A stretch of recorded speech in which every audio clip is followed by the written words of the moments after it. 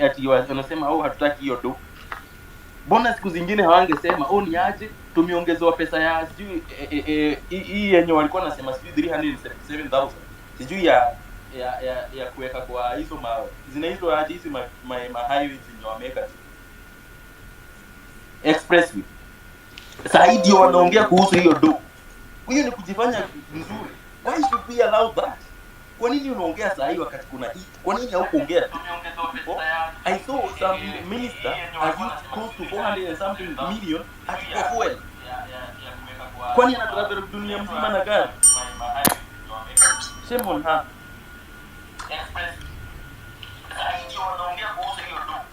Thank you. Asante checks. Hapo points nimeandika chini ya kuhost corruption. Monday Kenya, very very brilliant idea. Ndio kila mtu akuja expose hapa. Siku za kuiba zao zimeisha manze. We have the technology, we have the tools to expose every rot in this government, in this system. Na wakijua tunawaangalia, then maybe we can have accountability as we want it. Na hiyo idea pia ya host spaces, kwanza hiyo kibe maze, not only was he hosting spaces, watu wakiwa kwa barabara wanakula tear gas, alikuwa anaambia haendi, alikuwa na demoralize watu. Nilikuwa nimejamu sana wale. Kama uendi unaweka watu kwa space, alafu tena unawaambia we need a leader, you need to have a leader. Why what are you guys doing without a leader? Yani hata elewi hii movement yetu. You don't understand the simple tenets that we are tribeless, partyless, leaderless. Kwa sababu tukipata tu leader hivi, where we are in this revolution, we don't want a leader and we do not want anyone to be pushed on us as a leader. Right now hawajui, wakilitoa ndio huyo Uncle F ataamka, akitoa Uncle F Vincent ndio huyo. Right now it is an idea. It's an idea whose time has come for society. We want accountability, good governance, and we want to overhaul the whole system. Wote hiyo National Assembly yote irikoliwe. Ruto must go home. That must happen. So this is an idea that is on the conscience of every citizen in Kenya, that this system ya kukula walikuwa wanaita Kenya ni kampuni, na sahi wananyanyasa wananchi. So it's an idea whose time must come, and I agree that we should be leaderless for now. Ndio wasizime hiyo moto, wasituweke kwa mfuko. So ukiona mtu ameanza kuchange kusema to retreat, tusiende maandamano, wewe jua msiashamiliwa, ama there's something going on, it's being blackmailed. But anyway, aluta continua. Mike for Owala Junior, karibu kwenye Mike comrade. Thank you so much, Afro. Kwanza, I send my regards to everybody who is listening here, everybody who will be out there on the streets. I also send a shout out to Shali Low, our lady who is always in all the spaces. I know she is here. I can't see her yet. Now, since Tuesday evening, Maze, I have been so angry. I have been angry. I've been on a lot of spaces and I'm hearing a lot of nonsense, a lot of bullshit. Things that should not even be making it to our mouths from our brains. People saying we should go back and re-strategize. What do they mean by go back and re-strategize? In the first place, where did we strategize before we go back to re-strategize? Where did we strategize? These people should not take us for granted. This is a war. And in a war, you can change tactics. Yes, I agree. Sometimes we need to change how we do things. For example, now we have the problem of goons, which I am not surprised.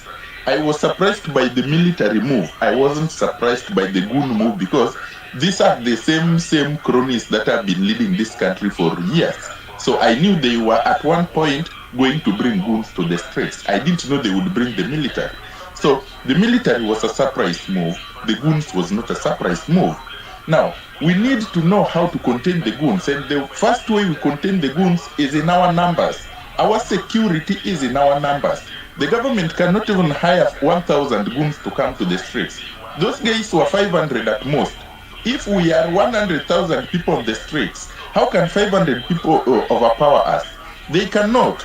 So first we need to be out there in our numbers. And we need to have 100% transition from this X space to the streets. I will be hitting the streets in Kisumu today.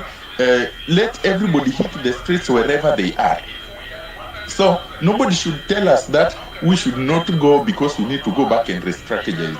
Even if it's a war and you even lose a battle, you don't withdraw to go and re-strategize back in your barracks. You re-strategize right there in the war zone. I'm also sad that there are people saying that, oh, we have won. There is nothing we have won. We have gained nothing at all. First of all, the finance bill itself, it's not completely dead like it should be.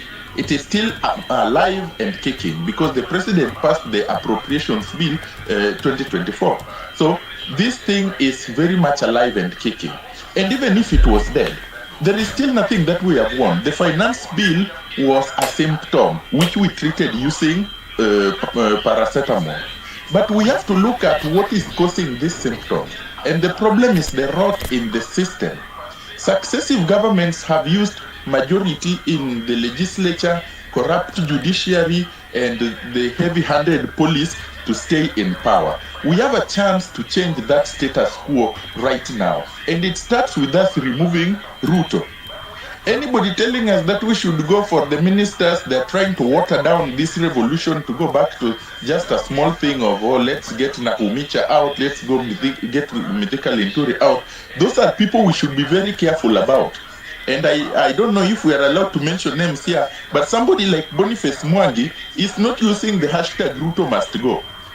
He is really trying to water down this thing to go down to something where we are only interested in a few ministers and to fix Ruto's government. We are not on the streets to fix Ruto's government. We are on the streets to get Ruto's government out. And by out, I mean out, fully, from the top. Ruto is out, Murkomen is out, Sudi is out, every single one of them is out. These people are taking us for granted. Yesterday, they were rejecting a 14,000 shillings salary increment because they have heard Kenyans are talking about reducing their salaries. Now, they are bringing in something which was not there to reject. They would rather reject what is not there rather than take a pay cut, like Kenyans are saying. Nobody should take us for granted.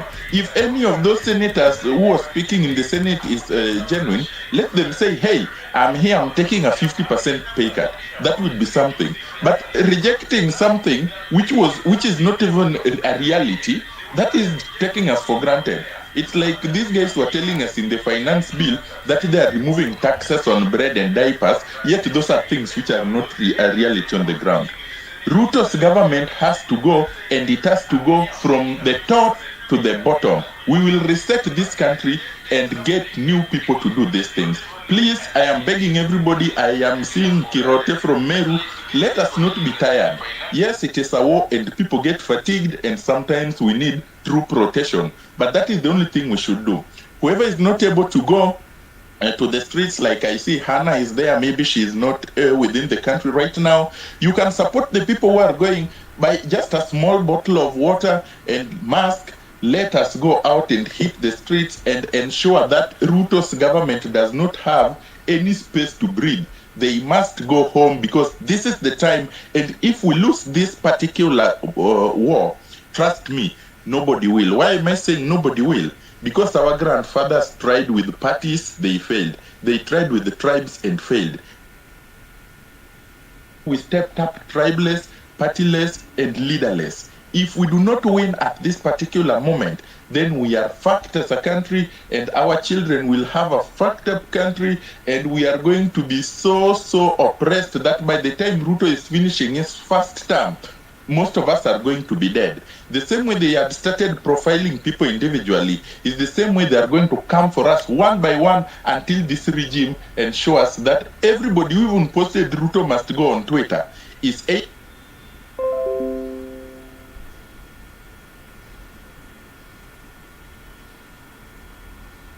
either dead or rotting in prison.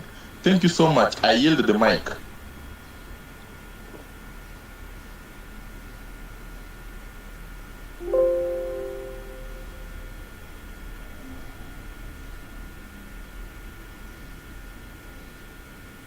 My name is Bundi. Currently,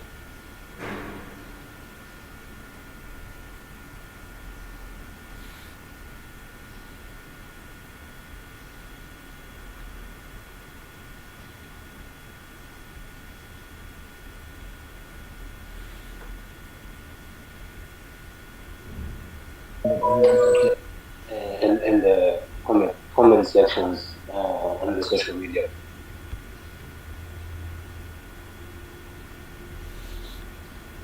Like hashtag Monday, corruption, stuff like that. Other than that, I want to raise an issue that most people are unaware of. You see, back in 2017, 2018, 2019, in the Gulf countries, Kenyans were the most people,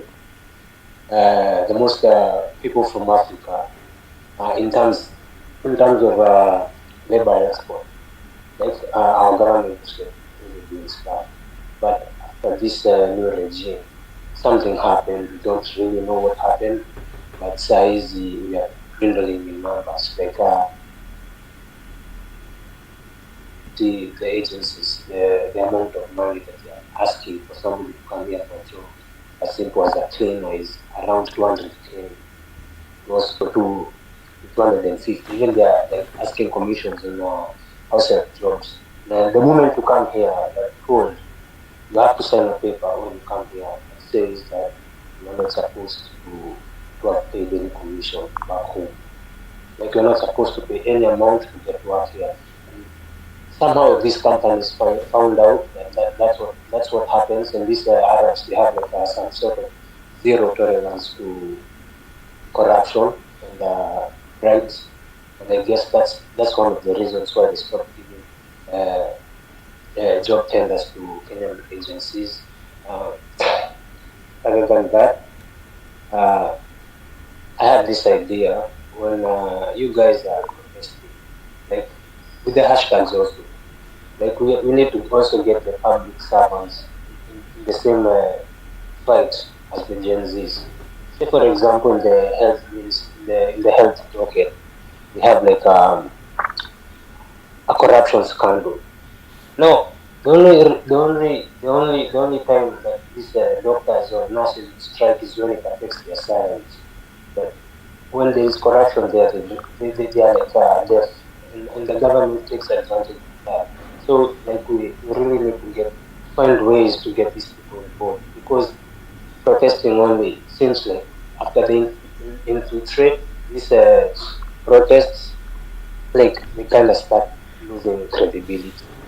But I feel like if we can involve other sectors of the public service, say teachers, say doctors, they also have a responsibility.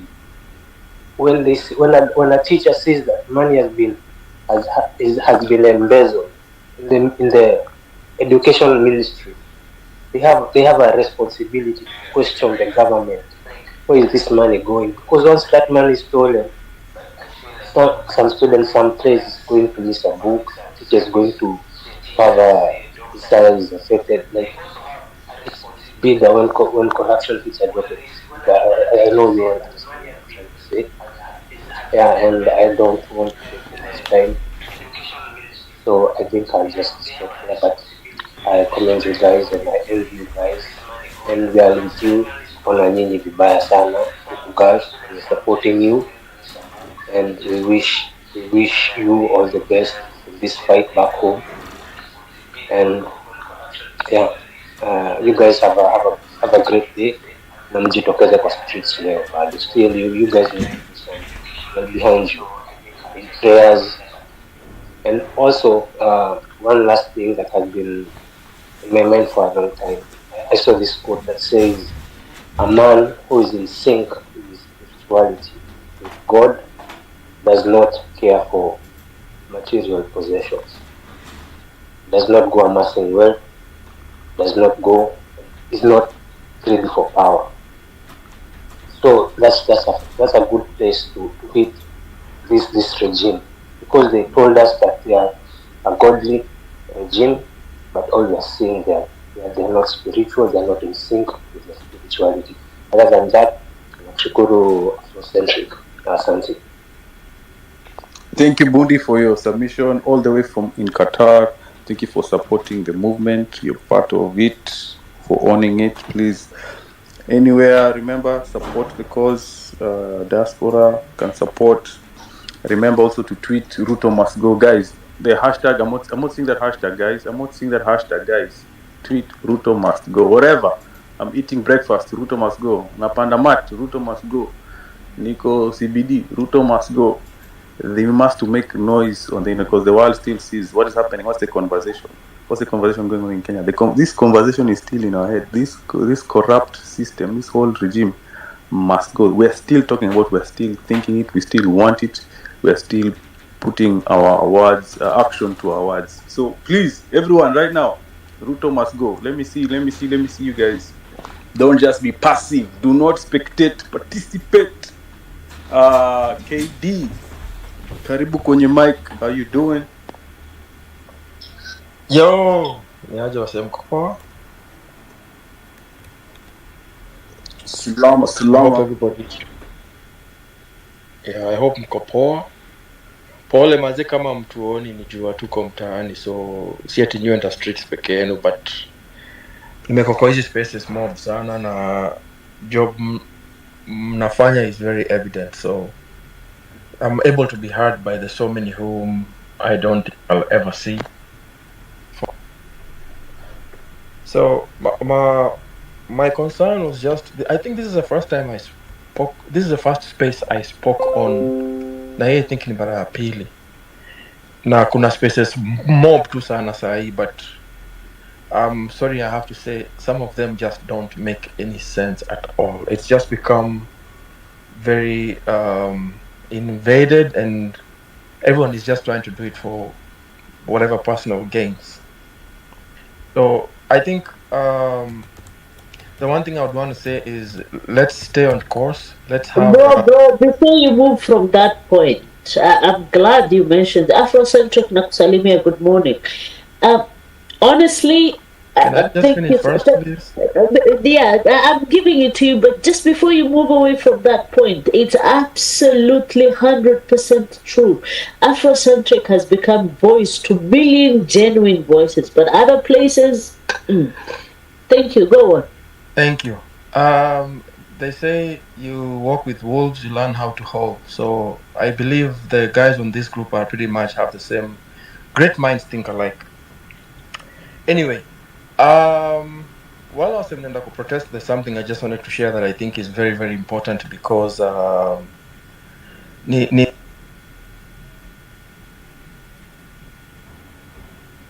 nimekuwa privilege ku travel countries mob, and the one thing I think tumefail ni kujua ku demonstrate. We need to teach each other how to protect each other, especially on the streets. Now that you know you're fighting more than one foe, there's the main cause, then you have the police who are not for you, then you have the so-called the goons, and even amongst ourselves, whom I might be looking at you, but I'm holding a knife behind your back. The one thing Milan Nikosteto, kitu moja wase udu ni, for example, when you say hashtag Ruto must go, that is all you chant. Even if I ask you what's your name, that is all you chant. Please tokeni kwa streets, Ruto must go. Tafadhali tutawashoot, Ruto must go. As in you don't know any other words. And then they form a human chain. So you protect each other because there's no way a cop is gonna shoot one person kama mmeshikana nyinyi wote. And then whenever they see this one I saw in Australia, karawa kipoint gun, mnapiga magoti, mnainua mikono juu nyinyi wote, all of you, or you just lay down and put your hands behind your back. Unless a cop is mad, they would not fire. They know the code. It's just that most of us have not really known how to go about the protests. So sometimes we may carry our own placards and the whistles and stuff, and then police is a human being. You may say some things that will provoke him, and then he reacts. You know, some of them are not very reasonable. Kuna karaoniona, I think ni Mombasa jana, anatembea na wase, and they were really having a good time. It's very hard to find such a person. So just be your brother's keeper, and it's very easy for you to identify now, even to do, okay, this is our enemy because we walk in packs, we protect each other. So in case somebody comes in your whatever, you know, si tulikuwa tumeshikana, hata mget kujuana, ujua mse ni mse fulani fulani fulani, unajua. So mse kuja kuingia kwa line yenu, mnajua mse si wetu, like the thugs and the goons and all those guys who don't have our intentions at heart. And then the one reason why the first and second demonstrations were very successful was because we did not have any infiltrations. But these groups have ended up being so exposed. The government realized one thing: a politician feeds off the crowd, and the one fight you can give a politician is silence. They cannot stand that. It really kills them. So when we started doing these spaces, they realized we are lacking something. They came after you guys. When you go to them, when you go to the streets against them, they shoot you, they kill you, they chase you back home. They say you don't know what you're doing, digital wankers and whatever. When you came and started doing your own thing, they followed you. That's why you have malls listening on this thing, whatever you want to call them, NIS, or all those characters who have nothing to do but snitch on people who are fighting for whatever. Then the last point I would want to whatever, because I had the gong. Mazet tusomeni katiba. Tusome hiyo katiba cause itatuangusha watu wengi. And then kuna book nime propose hapa hivi a while back, 48 laws of power. I would like you guys to look at law number 1, law number 3, law number 5, which is the purpose of this movement. Law number 15, which is very important, why you have that hashtag. Law number 23, and law number 25, and law number 48, which is why there's no leader in this group. We can all say so many things, but if you don't know the Constitution, even if your president says let's have a sit down, you'll get grilled because he understands the Bible and the Constitution better than anyone. I think I'll leave it at that. Thank you, KD, for your submission. I'd like to give the microphone to Uncle F. Uncle F. All right, thanks. Now to my check is on getting an echo.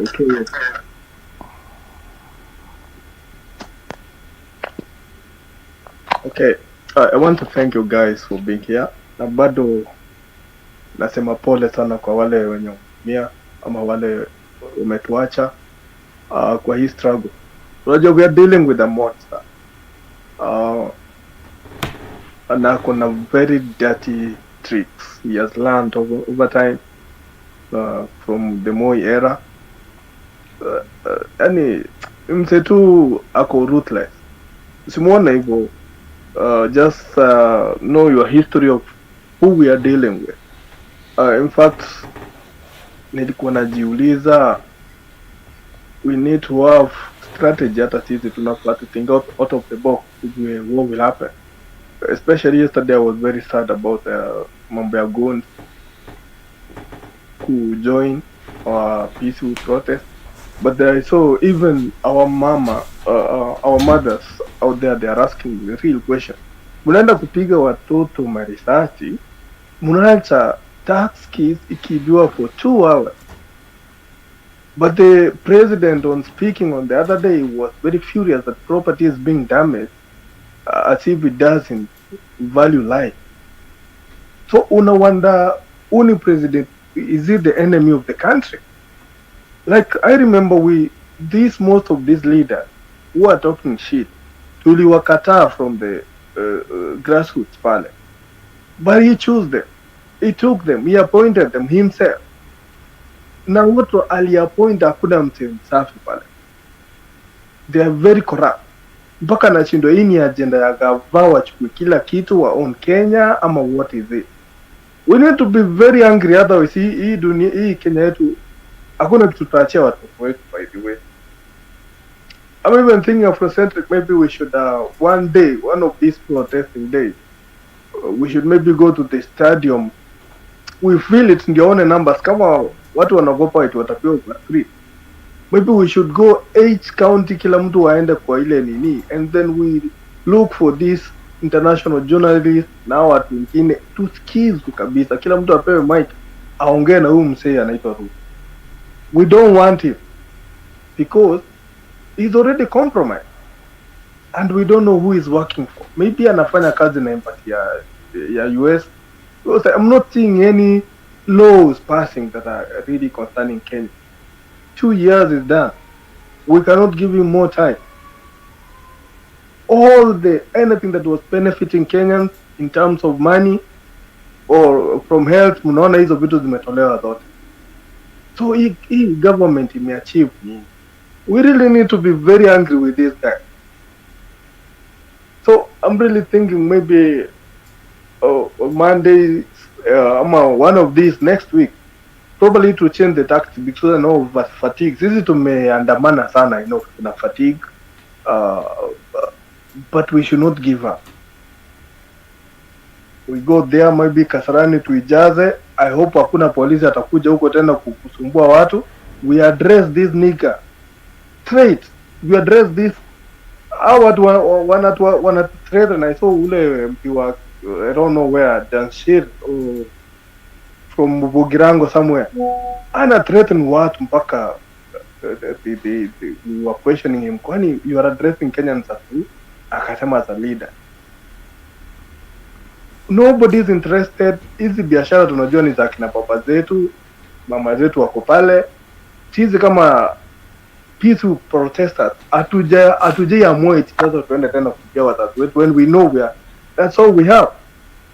We have nothing more. Maybe that's where we are getting food from every day from our parents, and then we are not going again to loot there. So hii tactics ya huyu jamaa by then imekasirika sana.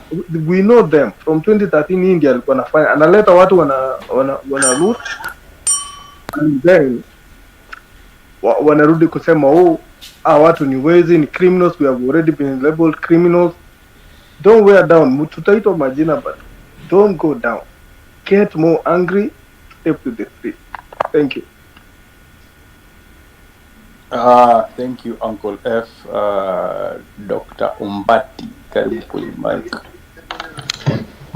Thank you so much, Afrocentric. I think today is my second day talking on this space, but I've been on these spaces, following, supporting, and also giving my support through pushing for the hashtag, making sure the hashtag is moving. I'm also in the States. Na sisi huku tumekuwa tukiandamana kabisa, and we're also monitoring to see the direction things are taking, and we also see how to keep our support from this end. So nataka kwanza kwa kusema pole to our friends who have lost relatives and loved ones, and to those who have died from this uprising. And then number two, I want to wish those who are ambao waliumia quick recovery, and we keep monitoring them. I'm happy that Jana, I saw the CS for Health trying to belittle even the contributions that we had done, but I'm happy that we stood strong to show her that the government is doing really nothing, especially in the support of our people. Actually, my problem is these same people have gone to those hospitals. Some of those we've reached out to. I've not been able to get even the basic care that they would have gotten because of lack of medicines in those hospitals, lack of some of the equipment that they may need to undergo some therapies, including surgeries. So it's very unfortunate. Number two, this morning I was listening to the interview that was on Citizen TV, and one thing which came clear to me is even the politicians have realized the direction maandamano inachukua. If they don't come in and castigate it, hata wale ambao walikuwa na support, they will lose it. I listened to my brother Kibagendi from Kitutu Church, Central South or something. He was talking on TV and saying, Sasa, tunafaa to retreat, to re-strategize. To re-strategize wapi? Where did we sit to strategize? Where did we sit to organize on how we're going to, now we'll get to the streets? So they are realizing that if they don't come in, after a while tunaenda kuwa topple. And that is my prayer, kwamba we keep pushing. Look at the uprising that happened in Egypt. Look at the uprising that happened in the Arab countries. The other Arab African countries, and look at the outcome of all those. Look at Ethiopia and what happened. It's the youth who came out. So I'll still keep supporting by saying that we push the hashtag every morning, Afrocentric, if it's possible. Let's come up with this hashtag. Come on, the Ruto must go. Let's stop at some point and say, hapa kwa hii space, no, we have 347 messages. If every one of us, we almost 1,200 or 1,300 people, if we can stop for a minute and every one of us writes that hashtag Ruto must go, it will come to around 2,000 hashtags. Imagine if we get to 2,000 hashtags within these 10 minutes, we are going to trend again. So let's push the hashtag, and that is what I'm going to request Afrocentric. That even after I'm done with talking, to hit hapa tu kwa hii space, let's drop a message kwa hii space that Ruto must go. Number 2, let's keep the course. They have had us, wametusikiza mpaka the other day uliona the president was saying that he wants us now, wants to come to the space and have discussion. Yesterday I was also watching the daughter meeting, I don't know, 47 presidents, I don't know where, I don't know. And I think they were in agreement. All these are tactics they are trying to do to Sio now to pull back. Because huyu President wetu in 1992, he was a student leader, among the student leaders, or before then, who came out to fight against whatever that was happening. Akaonekana, akapikiwa, and that is how he has grown to be who he is today. So if our students can also learn to live in that direction. Number 3, let's deal with goons when they come. One of my brothers here mentioned about, was it KD? KD mentioned something about how things are happening in US. KD is aware of what happened in Columbia University. Was it in New York? Just a few weeks or 1 or 2 months, less than a month ago, when students came out and they stood so firm against what was happening in the Middle East. The president of US had to listen and make a statement out of it. So it's time that the youth can stand and we work together in making sure that the governments have listened. Kuna moja alisema up about calling the international media houses. By the way, international media houses are watching. The best thing we can do, and some of the videos that you guys have been picking or capturing, and the ones the international media are airing. So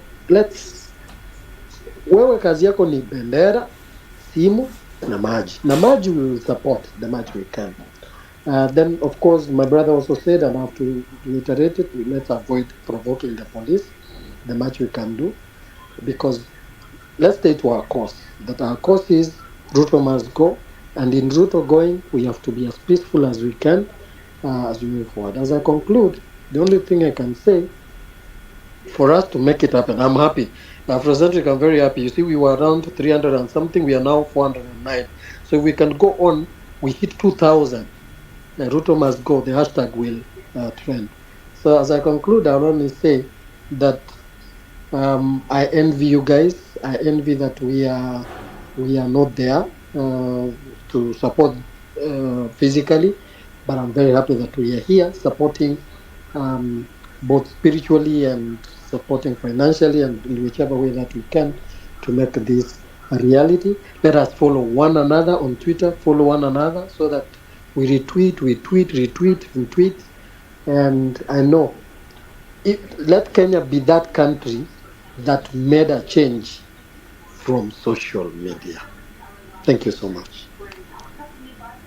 Thank you. Very big on that point. Guys, we have to move with unity, guys. On the comment section, I put it on the Jumbotron. Ruto must go. Do not put it out. Do not spell it out. Ruto must go, because it won't hit the Twitter algorithm. Let it be hashtag Ruto must go. Join it together. Tweet it, guys. I need 1,000 tweets of that. We need to take control of that trending panel on Twitter, on X. We need to get control of that. So guys, show support. Let's be online warriors at least also on the ground, guys. The space is gonna drop at 10 a.m. But until then, let's get as many speakers. Please keep your submissions to 2 to 3 minutes. Be very cautious of your comrades. Hamna, you have something to say? Resident, and I need you here. Don't drop even after you submit. I need you to interject and also keep doing what you're doing. What you do so good, keeping us on focus, because we are laser focused, guys. We're concentrating all our efforts into achieving this. So, guys, hashtag Ruto must go. Can you imagine? Somebody's writing. There's a tweet I put on the Jumbotron. My friend, if you're in this space, you're on the wrong space.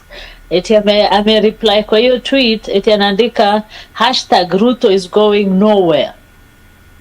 Can you imagine the nerve? Let's not. I've seen it. Let's not give that any energy, any concentration. We have government spies, NSIS here. We have even Shiloh is here. Hi Shiloh, how you doing? Hope you're well.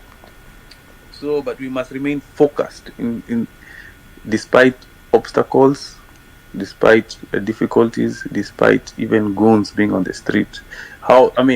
The government is. How much do you want your country back? How much do you want good governance? How much do you want to live in a country that you're proud of, where the systems work? When goons, it is never going to be easy. It is never going to be a walk in the park. It was never going to be a bed of roses just to walk and get your freedom. Otherwise, every country would have it. Every country would have it if it was that easy. But this is when the Kenyan spirit is brought to test. How bad do you want good governance when the thugs have the country? Willy Mutunga said this is a bandit economy. He washed his hands. He threw his hands in the air. Now we have to be the Gen Z movement, which has even now morphed to include all Kenyans, who must bring fundamental change, social change through social media, because now, thanks to technology, we are partyless, tribeless, leaderless, and we can put demands on the table of the country we want to see. The right to self-determination can be determined here on social media. Achana Duale alikuwa anasema jana ati the government cannot be run through social media. Do you know we can? Is it trying us? How far did we get? We got here just by social media, just by mobilizing on social media. So you should not underestimate us. So guys, the hashtag is Ruto must go. Shambulia hiyo kitu bana. Afro, Kama he believes that this thing cannot be done from social media. Why is Ruto saying anataka kuja X? Sai wanapanga kuweka red carpet hapa. Wakuja watuongeleshe. Lakini no retreat, no surrender. Haya. Babu. Uko hapo Babu? Fanyeni Babu. Yes, I can. Thank you for the opportunity. It's a privilege to speak and address fellow Kenyans. Ruto must go. I think there's something that I want to highlight first, that I've seen some people saying the objective was to get rid of Finance Act. Now we haven't really. And so why are people clamoring for Ruto must go? My take is that the Finance Act was just a trigger. It was a symptom of our disease. The government is sick. The KK administration has come up with this virus. And so we should not address symptoms. We should address the disease. And unfortunately, for the man from Sugoi, he is the disease. His presidency embodies a certain sickness that Kenyans have not seen for a long time. And that is why there should be focus on Ruto must go. Tomorrow there will be another something else other than Finance Act that will galvanize Kenyans to rally. So we will rather not have multiple rallies. There will be fatigue. But we should all rally against this campaign of Ruto must go. Now, I've been sitting through various spaces, and one common thread in various spaces is people are saying, what's the strategy? What's the strategy? We are faceless, yes, but what's the strategy? I want to share my dream of what ideally should be the strategy. On Tuesday last week, why was a storm in Parliament successful? Because we had one singular target: occupy Parliament. So everybody was galvanized towards one target. Right now, we are all over the place. Now, Parliament has since been fortified, it has been secured. We need to create more quote-unquote parliaments to storm. Now, people know that the Supreme Court of the US has said the IMF and World Bank can be sued. The IMF and World Bank have been part of the problem with this KK administration, hand in glove. So we need to create, we need to target IMF and World Bank offices in Nairobi. Let's dump coffins there. The foreign media will have such a great story to tell to the world when they see that. The IMF and World Bank will be, scared, and New York will feel the heat. Africa will learn from us. I'm talking about the wider continent. The IMF and World Bank will feel isolated. By the way, they prefer working with corrupt world leaders. They don't work with straight governments. That's why even during Kibaki's time, you could not hear much about IMF and World Bank, because Kibaki could not stand up to their nonsense. We also need to storm the US Embassy. Well, today is a public holiday because it's the Independence Day, and uncharacteristically, they are closed. They don't close on 4th of July. They throw parties. It's because they know that Kenyans have the US in their crosshairs, and we are not capitalizing on that. We need to have a march to the US Embassy in one of these protest days. International media will have their cameras rolling. They will remind Americans that the President Biden threw a party for somebody who is unwanted in his own country. The Democrats will not like that bad publicity against their candidate who is facing an election in a few months. Biden administration will apply pressure on William. We need that. You know the story about the friend of my enemy is my enemy. So they will isolate William. Probably even, cut off communications with him. The police cannot dispense the media. Let's not forget that. Cameras will click, we will be dispersed, goons will be sent, but the cameras will tell our story. And those are the things that we need to embrace. Let you, Afrocentric, I yearn for the day when eminent space hosts such as you will come up with a space targeted at cops. Hear me out. Last week I sat through, on Wednesday, a day after the killings around Parliament, there was a space where a policeman, took the mic and he said, I'm a policeman and I'm all for the cause, but I would like, and people railed at him. People really were mad at him that he didn't really communicate. So I just started an inbox with him, DMing him, and we had a chat. But I feel that there should be a specific space for cops. Why? People will vent at them, that's fine. But there are cops who are generally on our side. Sun Tzu, the guy of Art of War, he said to secure ourselves against defeat lies in our own hands, but the opportunity of defeating the enemy is provided by the enemy himself. Let's show the cops that we love them. They are the people who are going to start DMing us photos of cops, telling us information about operations. They'll say, this is the guy who pulled the trigger that killed that guy, that 12-year-old. They will start endearing themselves towards us.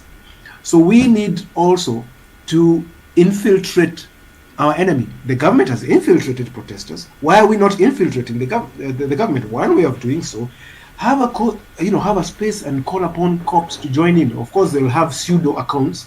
They'll come and listen in, and they will learn a lot. Let's also, create an M-Changa for injured cops. Let's send money, or let's visit them in hospitals. Let's show this compassion to cops. We will win their minds over, further isolating the person who leads them to the streets. Anyway, let me not talk much about the cops. I think I've made my point. If government is infiltrating the public, let's infiltrate the government. To demonstrate the point, I was going to share a story to encourage space listeners about strategies, I hope I have still in time, that Richard Leakey used to kill runaway poaching in the 90s. When Richard Leakey was made KWS head, do you know what he did? he said, okay, so that was a time when there was runaway poaching. The elephant population had been decimated. What did Leakey do? Leakey started a policy where don't shoot poachers. Let's arrest them. So poachers were very good at the bushcraft. They were arrested, they were rehabilitated, they knew the tricks, and they were turned into rangers. They were that good. So in the same way, let's rehabilitate the police. Let's give them an air. Let's show them love. They will start working for us within the system. Let's co-opt friendly media forces. When we are demonstrating, now it is turning out that I remember last week when the camera, the media was sharing with us cops of snipers and stuff through their telephoto, the cameras with the telephoto lenses. Why don't we co-opt friendly media forces to covertly start compiling atrocities through their lenses by police, of police? Let's start snapping away from a safe distance using the telephoto lens, the goons.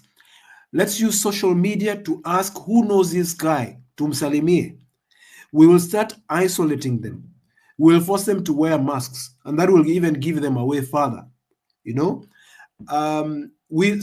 need to co-opt media. I mean, not media, but our legal friends as well. So other than the media, we also need lawyers to compile the atrocities that the IMF and the likes have done against us. So when we storm those offices, the new quote-unquote parliaments that we are going to storm, the US Embassy, let legal read out some of the things that they have done. I think I'll pause there. I have so much to say, Afrocentric. I think I've made the main points that I wanted to make. But let me just conclude by saying fighting Ruto means we force his allies to isolate him. So whereas a lot of spaces are focusing on the man and his government, let's think about his allies, the IMF and World Bank. We will touch off a raw nerve in New York, in Washington, when we confront the IMF and World Bank here in the offices in Nairobi. The international media will tell our story. The Africans who are in a dictatorship will borrow a leaf from us. We will inspire them. IMF will have no business in Africa. Remember what I said. The IMF and the World Bank love to do deals, loans with corrupt governments. That's why they are thriving in certain Asian countries, Africa, and South American countries, not in Europe. The other thing is that when I say let's look for, let's also force his allies to isolate him. When a judge gives a bond to a protester of 10 million and another one gives a cash bail of 2,000, why are we letting the 10 million judge go scot-free? Let's confront Kwame. Let's go to the judiciary and say, why are you fighting us? I thought you understand. That will give pressure. Whenever a protester is arraigned in court, the judge will know that I am under the spotlight of Kenyans and Gen Z. I cannot misbehave with this guy. Let me give him a 2,000 shillings cash bail like he was given by the other judge. I can't give him a 10 million. That's what I'm talking about. Let's identify who are our enemies. Our enemies, some of them are in the other arms of government. Yeah. So fighting Ruto means we force his allies to isolate him. Fighting Ruto means that any institution, including the judiciary, that makes a decision that is in the favor, that perpetuates the Ruto administration, also has to be fought. Yeah, I don't think the military can fight civilians. I don't think Ruto is using. Is using them. I think. Yeah. Anyway, I'll stop there. Thank you. Thank you, Babu. I'm gonna jump in at this time and then I'll be short and then give it to the rest. Poleni. 6 na kuona kumekucha. Now, I don't know. We just have to keep repeating. For me, keep repeating the same message. It's not only about Ruto. Ruto is the head of the snake. But what do we really want to achieve? We want to achieve a total change of the system, the new colonialism system that has crippled the whole of Africa. But now we are Kenyans and Kenya is our business. So what do we want to achieve out of this?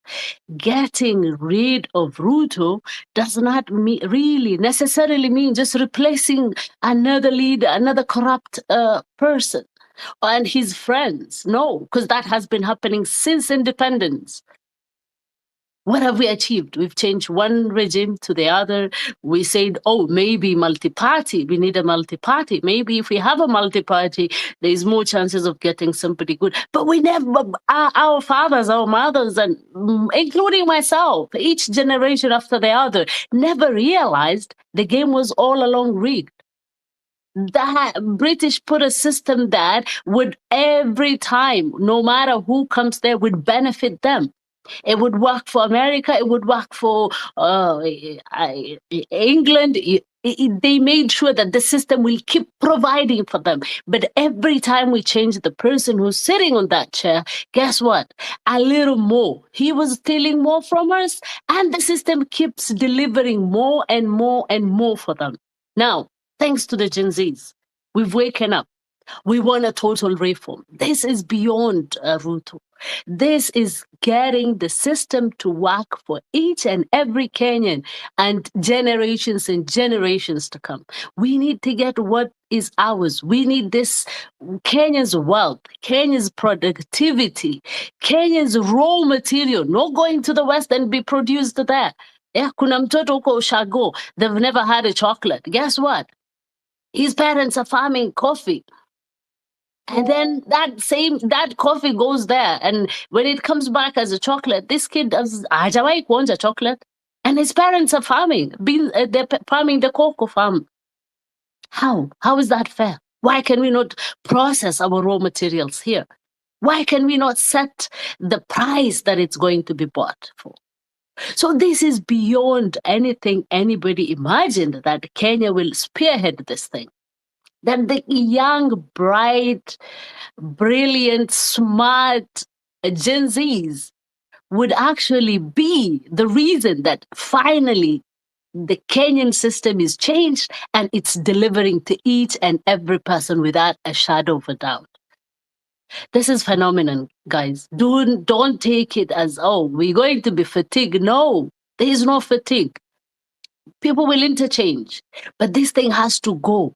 The focus is not about, oh, serikali kitoka, how are we going to replace? No. Things would work out. Things do work out. Kenyans are very smart people. Nimeona in Nigeria, what do we call parliament, some guy was saying, we have to start delivering laws that work for people as MPs. If not, tutasalimiwa kama those Kenyan MPs wamesalimiwa. You can see what Kenya is doing. Everybody in Africa is sharing in their pants. And all thanks to you, young, brilliant minds. Kudos to you. If you're going out there this morning, please regroup, stay in a group, do not say anything. Our national anthem is Ruto must go. Until he goes, then we retreat back to our normal national anthem. Stay in groups, be vigilant, really have somebody to be looking out for you guys, somebody to keep a watch, and the rest of you are walking forward. If a cop stops you, all of you stay in a group, make a chain, and all that should come out of your mouth is Ruto must go. Do not provoke them. They ask you something, do not answer them. Your only answer and the only words that are coming out of your mouth is Ruto must go. If you have to sit down, sit. If you have to kneel, kneel. But just stay in groups, be vigilant. And may God bless you. May God bless Africa. May God bless Kenya. But do not go out there on your own, please. Thank you. Thank you, Hannah. Very powerful explanation of how issues and the problems are systemic. And we are going to tear down those systems that are being erected to keep Africans, keep Kenyans perpetually in poverty from generations to generations. Our eyes are open, we are educated, and the time is now. The time is now. Ruto must go. The puppet of the West, IMF and World Bank must go. Drop that hashtag on the comment section, guys. Check it. The microphone is yours. How you doing? Asante, bro. Asante, I'm good. Very nice to be here. Thank you so much for keeping the fire burning afro. Every day you are here. And thank you to all the 2,517 people who are listening right now. This is not for nothing. Ninachekelea sana wale watu jana walikuwa wanasema ati moto imeisha. Did you guys have an opportunity to listen to the senators? Guys, the government is hearing. We know they are here. We know they are what are they called? Agents wako hapa, sellouts. And then muambie lazima waende. Ruto is the head of the snake. We are going for the head of the snake because we are liberating this country. Our Gen Zs, we are so proud of you guys. You have been killed, but you keep soldiering on. For me, I say keep pushing the hashtag. Afrocentric amesema, like each other, guys, follow each other, follow Afrocentric, follow Hannah, follow any of the speakers that are speaking. I'm doing my best to follow anybody who's given an opportunity to speak. Follow me back. Let us keep the fire burning. There was a quote that I retweeted. Kibaki aliuliza, you cannot get clever overnight. All of a sudden mumejua ya kwamba nyinyi ni wafisadi. Bure sana. Okay, our politicians, we have seen you for how long? Ruto made promises. They thought that we were stupid. We were not stupid. We knew what we were doing. You've gone around, you've cheated, alafu you tried to force down a finance bill. Nilisikia senators apparently were chanting at let them come wakiwa nje. Why did they not come to the streets?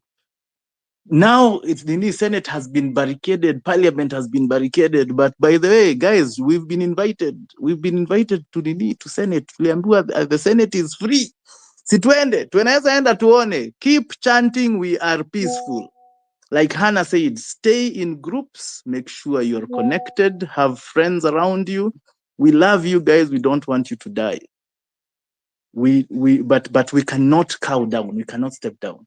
You heard the woman who explained yesterday that there were goons stealing for 2 hours. Bungei, IG police, Koome, you must go home. You cannot continue kukanyagia wananchi, kukosa kufanya kazi zenu, and you think that you're going to be safe. Shame on you. We will call you out, all of you. Guys, for those who are talking about, let us go to the Supreme Court, let us go. Yes, we know about this, but right now we have to remain focused. We have to stay on the path. Guys, the international press are watching.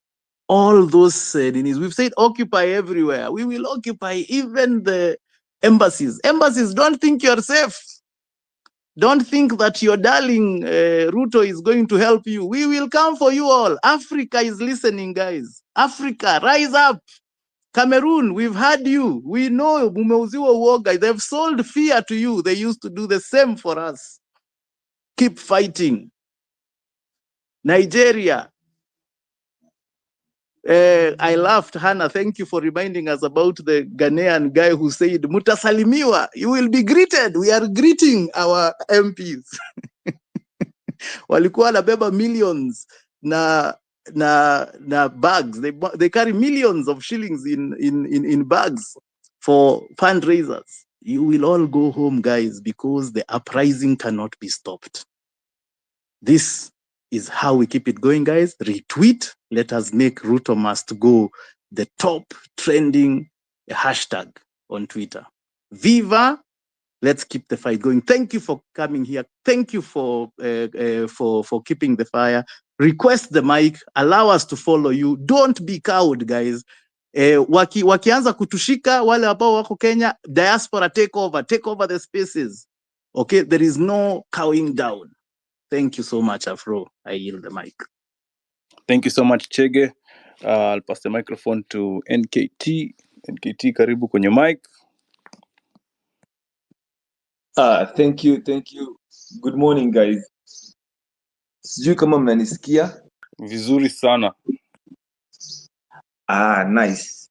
So what I would like to say guys, mi nimekuwa kwa barabara, tumekuwa frontline huko, tumekuwa huko watu wakikufa and all that. The spirit is still on, the spirit is still there. I won't lie to you, some of us might lose our lives, some of us might never go back home or go see our parents again, but ile honors wanapeanga military, sijui president, state honors, we do it to you on the ground.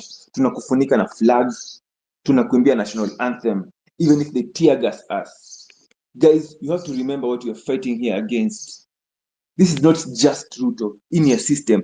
Napenda vile Babu wame come up na a strategy. I think that's what we should look up to next.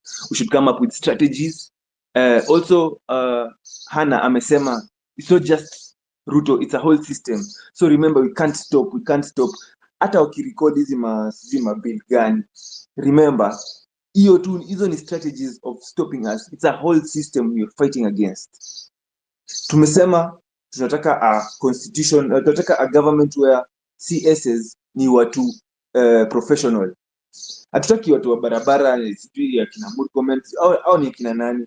Murkomen engineer, has he studied anything about engineering? We want engineers to do these things. We want doctors to be CSs wa uko whatever health.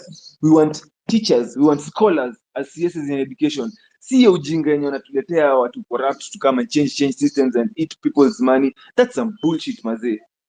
Hiyo we cannot stand for that. Now we have to remember this movement haikuanziwa only for maandamano.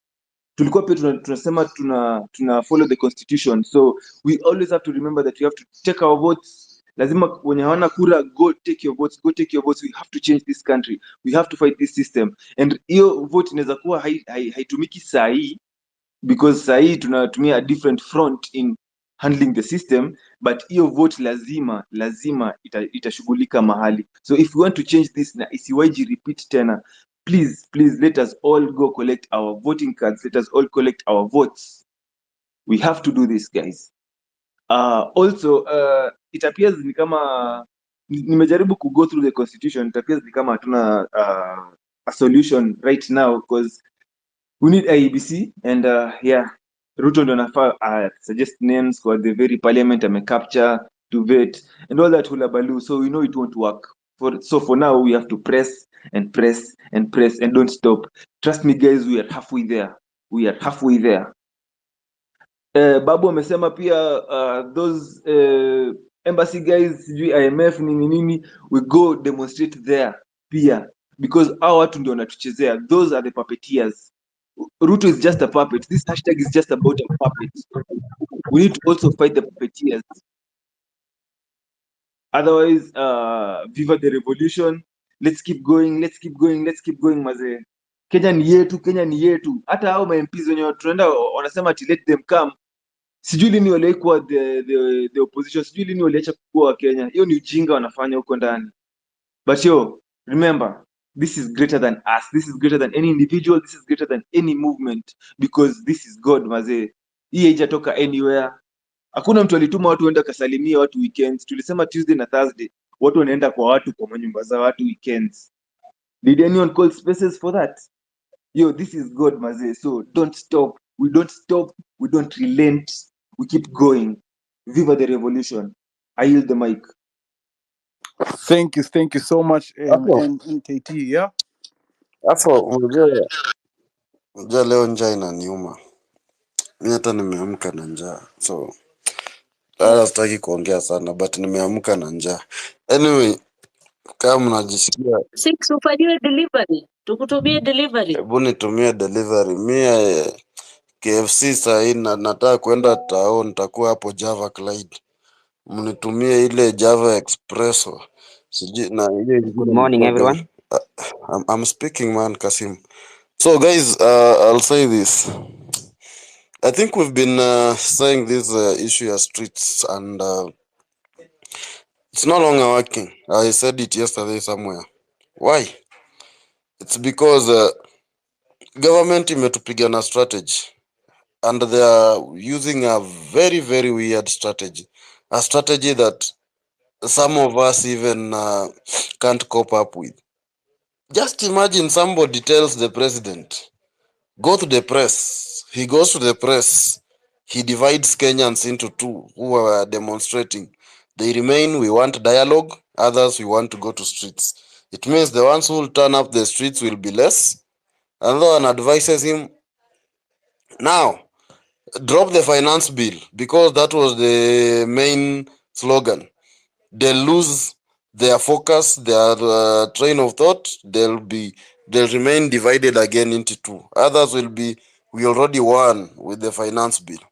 Now the last one tells him, tell the SRC to print notice saying that they are going to increase the salary so that our MPs can go out there and reject, so that we can now start gaining ground.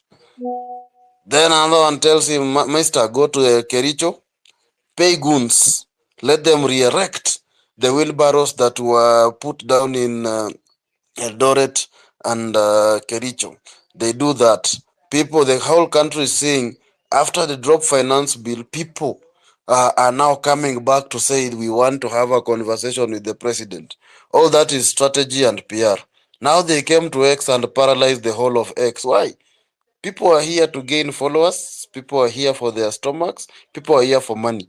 I know of ex-influencers who, if I just call them right now na niwaambie, master, niko na 5,000 sahi kwa hii mfuko, I want you to do for me something, they'll do.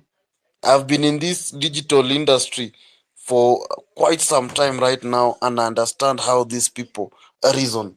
So that is what the president beat us with. Strategy.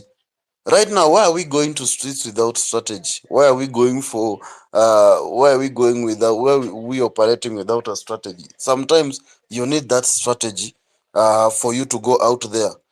You don't have to do whatever everybody is doing. You have to do what is right during that time. Right now, going on the streets, honestly, that is killing innocent souls. That will be killing. If we've seen a policeman, I was in town even on Tuesday. Nilikuwa maandamano. Somebody was shot right in front of me. And these are some of the things that we should be looking at. A policeman is willing to beat. Walipiga mumama mwenye ako na mimba hapo Koja. And I was so mad at that policeman, because ameachana na wale goons wanafunga barabara, wanarusha mawe kwa barabara chanting. And those were not Gen Zs who were chanting. You can differentiate between somebody who went out there on a peaceful protest and on a mission, and somebody who went on those streets to cause havoc. Why? When Manambas and these street kids got into this Maandamano thing, it now became something that cannot be controlled. Why? Are you going to trust somebody who doesn't have a home? Somebody who has nothing to lose? Somebody who doesn't know what we are fighting for? They were there, walikuwa wanafunga hizo barabara. They were the ones who were throwing stones in the middle of CBD. You can close Waiyaki Way, you can close Mombasa Road, you can close Thika Road. That one is to make sure that people don't go to town to get hurt. But huwezi funga katikati ya CBD. That one is now disrupting peace within the capital. So this Maandamano was infiltrated by things, but we should agree all. We won, whereby we got the finance bill dropped. Now, what is the second strategy that we should be doing? Second strategy is paralyzing the government by its legs. Ruto is the head. He's just a shell on top. And that shell can get weakened if we just knock it by the legs. And how are we going to do that? That is now going for his cabinet, going for his MPs, going for the embassies. The moment you touch there, Ruto is paralyzed. Why? He has to get advice from this cabinet. Let us go and ask an audit from these cabinets. Let us go know what have they been doing. What work have they been doing? Duale is deploying army. Has he followed the right procedure to deploy army? Police have been taken to Haiti. Why? And yet our own we can't fight bandits in Kerio Valley. So That is what we should be going for right now. The moment we paralyze the MPs, the 204 MPs who voted yes are the ones we should be going for right now. You finish with those MPs, Ruto has no power. He will only remain a person. He will only remain somebody up there so that we can now get rid of him in 2027. The other thing, what is the second strategy? Civic education. Let us educate everyone. Yesterday, I had a long conversation with somebody.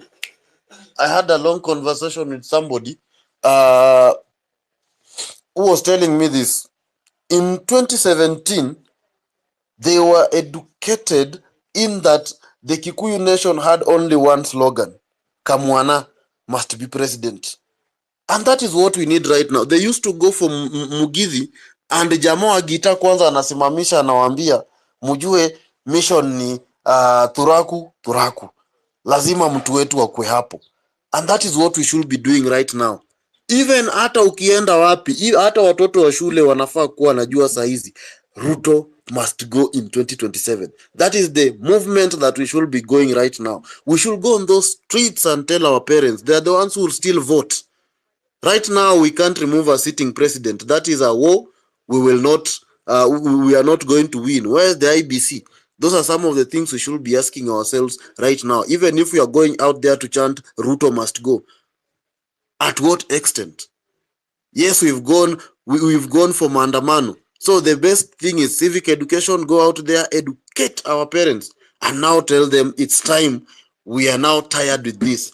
If you know what is good for this country, maybe we will be out there we will be here for the next 10 to 20 years. And what is good for this country is us having a leader who is going to listen to both sides, not tribal. Imagine a whole cabinet being with friends because he's rewarding loyalty.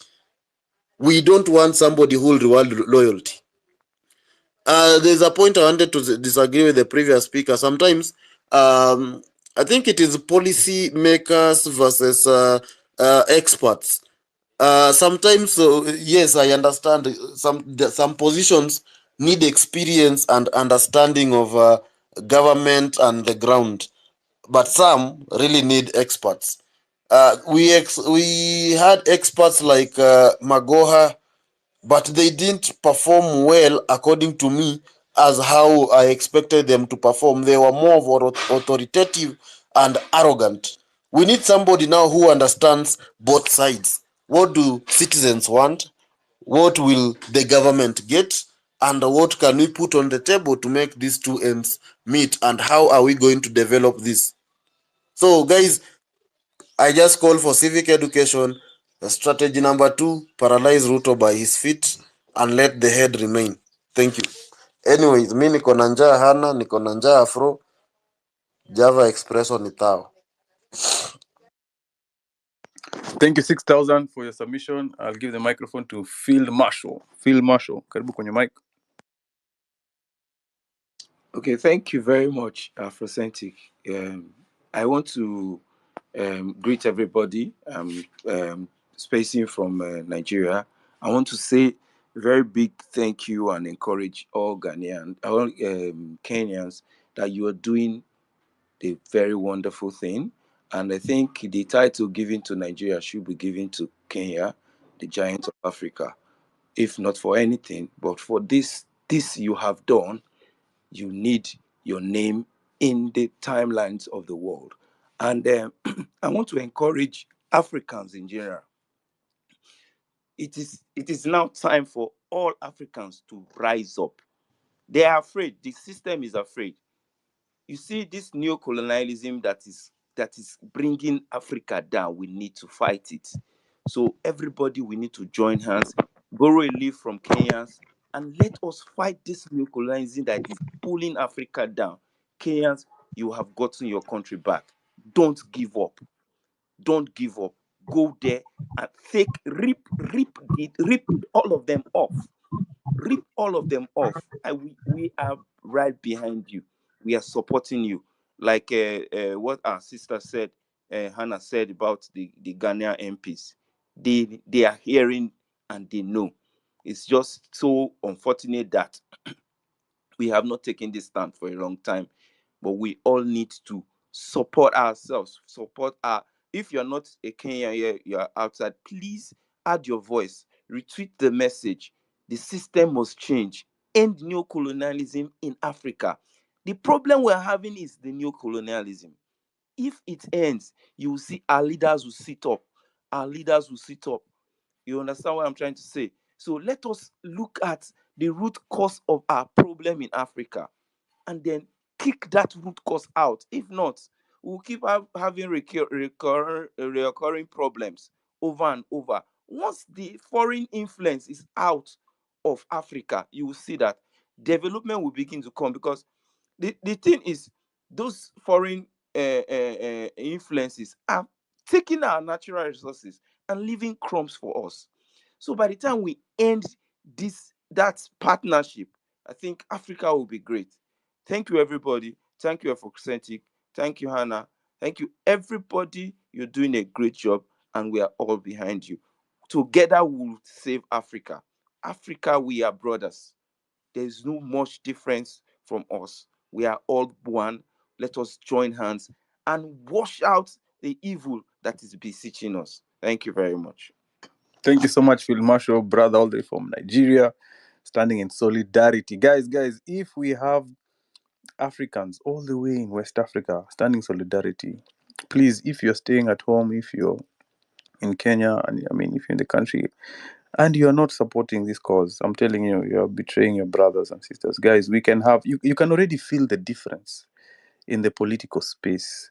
The senators, the way they're talking, even the way Cheriot was talking, he apologized to the nation. Guys, we have the government by its balls. They are going to give us good governance, and we are peaceful. They should stop killing us. Wale wanatuzia woga, wanatuambia tutapigwa. In fact, there are 2 spaces I hosted last Thursday and Tuesday, and we were infiltrated. They picked up the mic, wakaanza kutuambia, started saying, hey guys, people are being shot, trying to direct. That's a tactic they use. You get into town, hey, mtu ameuliwa huko, someone has been shot, because they know. I'm telling you, corruption fights back, power fights back. But we are beyond these PR games, this PR stunts, this psychology. We're in a psychological warfare too. They are trying to give us a lot of sideshows. For the police to go after a pregnant woman and leave goons to loot a store and pillage a store for 2 hours, it is to instill fear, like, hey, we will deal with this if we come on the streets, but we have strength in our unity, strength in numbers, and viva to the revolution, viva to the movement. In fact, wanatuwekea kuni. Ndo tumeanza. We are just getting started. So Kabisa, Afro, wakumbushe walikataa pesa. Since when did MPs refuse money? Walikataa pesa jana. Imagine.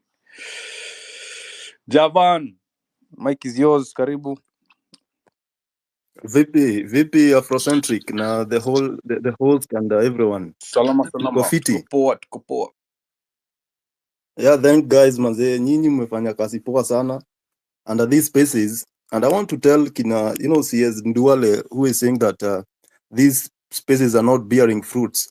It is through these spaces that we have created advocacy of good governance. It is through these spaces that we have been able to identify what is healing this nation. And it's through these spaces that we are coming up, trying to offer solutions that we take this country to the next level of political stability and economic prosperity. Therefore, anybody who feels that these spaces are not bearing fruits, then he is in for a road shock, because what is coming in the coming days, it might be bigger than what we saw in the past. And if they are saying these spaces are not fruitful, then why did the government drop the finance bill? Why are members of parliament not coming to the ground, especially those who supported the finance bill?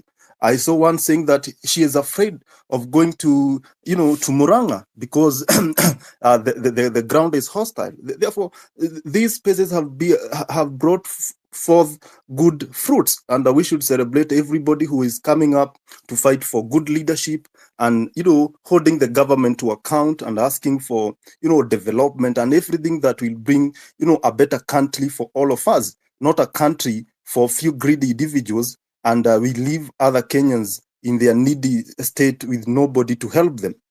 That said and done, I think from where I sit, we need an overhaul, restructuring of our leadership, and we need to start with the political party space in this country, because for the longest time since the inception of the multi-party in 1992 to date, we have seen political party coercing around an individual. They are more of personality cults, they are more of profit-making organizations. We don't have political parties that champion for something, progressive in terms of development, in terms of, addressing the needs of its people. Therefore, as we move forward, we need to come up with political parties that are not individual owned, political parties that are mwananchi owned, like what we have in the United States. Today, the Democrats are thinking of, replacing Joe Biden, but that cannot happen in Kenya. It will be so, it will be shocking. It will be even awkward to hear ODM members saying that they want to replace Raila Odinga as their presidential candidate, or the UDA party saying that they are planning to replace William Ruto as their party leader. It will not happen, because these individuals who own this party and they have the final say. That is why today our parliament is full, is filled with sycophants, because these political party leaders ditch these party nominations to their sycophants, to people who hero worship them, to people who sing praise, to them. That is why we have a legislature that is not working. When you look at how the party nominations are given, you will see that the party leader has the final say. It's either you buy the party ticket, or they will give the party ticket to a person who they can manipulate, thus denying young people who have ideas, who have policies to take this country to the next level, a chance to be in the parliament, a chance to be in the county assembly. Therefore, if we must address the leadership of this country, we must address the role of political party in this country. We saw it in Nandi Hills, where Alfred Keter was denied the UDA party, parliamentary nomination certificate, despite the fact that he had won the primaries. Therefore, this kind of corruption in our political party is part of the problem that we need to address. And if we will be able to conclusively address the issue of political participation in this country, we will deal with the issue of political kingpinship. Because when you go to Mount Kenya, they are talking about a political kingpin. When you go to Rift Valley, they have a political kingpin. When you go to Nyanza, they have Raila Odinga as their political kingpin. When you go to other regions, they have these tribal kingpins. If we need also to address the issue of ethnic, balkanization in our politics, so that we start having leaders who are not elected based on their ethnic ground, who are not elected because of their tribe, who are not elected because of their region, but guys who are elected on what they offer in terms of their manifesto and the ideas that they have. Number two, we need to have a seamless process of recalling members of parliament and other elected leaders. The process of recalling or removing from office a member of parliament is so it's so stiff that it's rigorous. It takes a lot of time. It is tedious. We need a process where if a member of parliament has failed to perform as the constituents, we can come up with the process of recalling them and removing them from office seamlessly without so much struggle. And number three, we also need to address the issue of salaries of members of parliament. Today, the main reason why people are getting into politics is to enrich themselves, is to create wealth, is to get money. If we can detach the issue of money from our politics and make political or elective positions as any professional, career where you are paid, enough money to keep you going, not enough money to enrich yourselves and to do other stuffs, then we'll be able to have people who have genuine desires to lead coming up into this position of leadership. 90% of the guys who are in parliament today, They are not there because they have a calling to lead. They are there because the main reason that put them motivated them is money. These guys are paid way much high compared to other developed countries. Therefore, it's high time we reduce the amount of money we give to our elective leaders so that we can have genuine people coming up into these spaces. And finally, young people of this country, it is high time we come out in large numbers. This issue of making noise, when we have elected leaders, it should be past us. We should be making noise before electing these leaders and making sure that when we come to the electioneering time, we come out in large numbers. It is in this country where young people don't come out to vote. It is in this country where young people, most of them who are on the streets, they don't have a voter's card, despite them having attained the legal age to vote. Therefore, going forward, we must mobilize young people to come out in their thousands, in their millions to register as voters, because it is only in the ballot where we will have a change. It is only in the ballot where we will elect the leaders that we want. It's only in the ballot where we can have a government that is working. You see, that is how we will keep this country moving. Therefore, it's high time as we move to 2027, let's all come in large numbers, register as voters, and when we are voting, let's vote for people. Let's look for their track record. Let's look what they have offered, and that is how we take this country to the next level. Thank you so much, Afrocentric and the speakers. Let's keep these conversations going. Thank you very much. Thank you, Afro. Just 2 minutes. Guys, tuko hapa wengi. We are many of us. And that on the comment section, we still 748 hashtags trend that have been done. Please keep your fingers clicking while you're waiting, while you're listening. And one more quick thing. But let's not think about 2027. Let's think about how today you're going out there, how to look out for those goons, how to keep safe. Let's hear from people who are getting ready to go out there. Let's keep the conversation about today. Tomorrow, God is there. Today, what is going to happen? What's going on the ground? I can see in Kirote, all the way from Meru, I think. I'm not sure if I remember it correctly. She'll tell us what happened. Did they going out? And so on and so forth. Thank you, Java. But now, saying that they're focusing on their salary and all that shenanigans, for me, it's rubbish. Some MPs, when they're asking to go to the office, they spend something that they would have earned in 5 years in one election. What does that mean now? It means it's not about their salary. It's about what they get, the deals they make, the money that they're extortioning from the public coffers. That is what it is. So what are our chances? Our chances is what? It's very simple. Make politics unattractive. Politics is very attractive to them now, because atatumia pesa yenye ange earn 5 years in one election time just to make sure he gets to that seat. And guess what, guys? Ruto himself told you guys, if you were listening, it's out there. People are elected because they're resourceful. He said it himself. It's not because they're going there to work for you or deliver for you. No, they're elected because they're resourceful. And they pour those resources into the election. Once they get into the seat, then they have to get their money back, every penny of it. And guess what?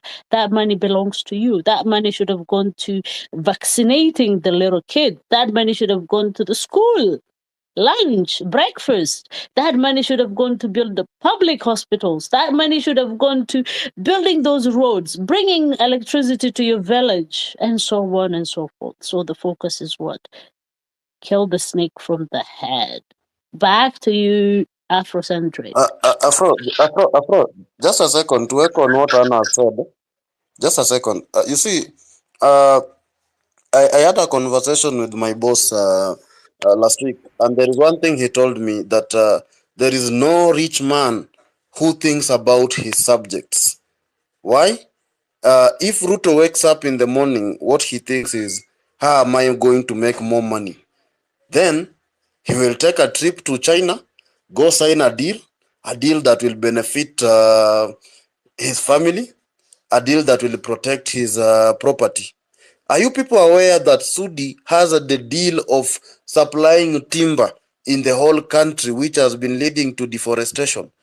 Go just do research. Yesterday I had a conversation also with someone who told me he has been with these people doing these deals, and this person, Sudi can go to Timboroa and give somebody a deal to go and cut timber. Huko ndo hiyo pesa inatoka, hiyo pesa chafu.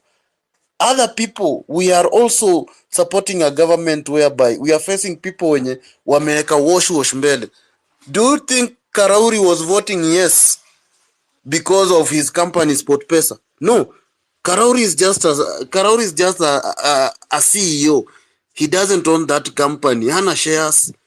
Karauri yako tu pale kama nini, the face. He's being used by those investors wenye SportPesa to protect SportPesa. If the gaming industry tax inaenda kupandishwa, ilikuwa inapandishwa from 12% to 20%, why do you think a sane person would vote yes? That means kampuni za gaming industry ilikuwa inaenda kuumia sana. I've been working for the gaming industry now for a year now, and I'll tell you, walikuwa wanaenda kuumia sana. But that guy was voting yes to protect his property. And that is what we should know. There is no rich man out here who thinks about his subjects. That's why I've said, go work on the strategy, then come back stronger. That one will work. Thank you, Afro. Sorry for disrupting. Thank you, 6,000. I'll give Tabi a chance to give an input. Tabi, karibu kwenye mic. Tabi, can you hear me?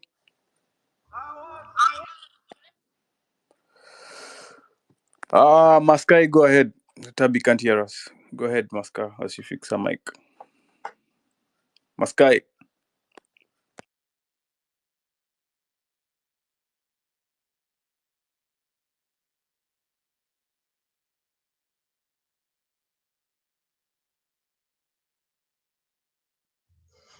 Hello guys, I hope you can hear me. Yes, go ahead. Thank you very much for the opportunity. Well, first of all, we condone with the families, the people that have lost their loved ones.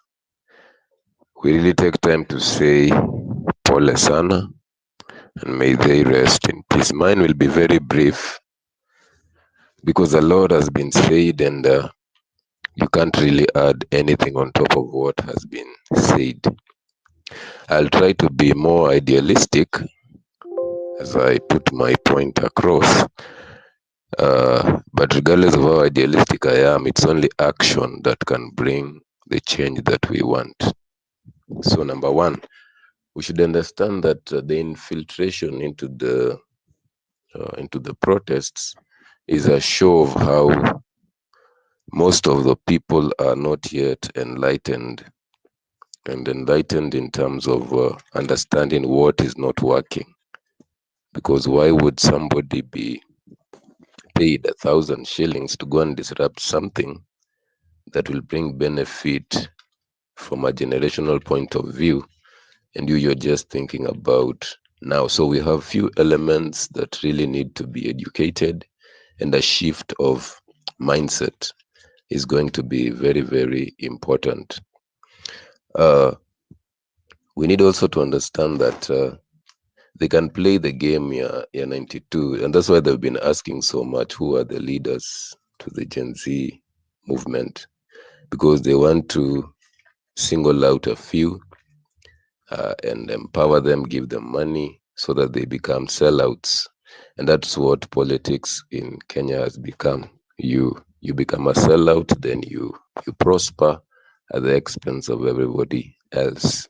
So the fact that it has been retained, that it is leaderless, I think that is very, very important and should be maintained as such, because Ruto himself is a product of such opportunities. As somebody has said, walimuona tu akiwa uni, and they picked him up and That's how he has ended up being a president. So they're trying to single out people who they confront, and then they get to high places at the expense of the people who are down here. And I think that one should be fought. Two things we have to choose. Are we going to go the British way, or are we going to go the French way? The British way is reforms, where you're given bits of something, hoping that the whole thing will change. Or will we go the French way and say total change, overhaul of everything?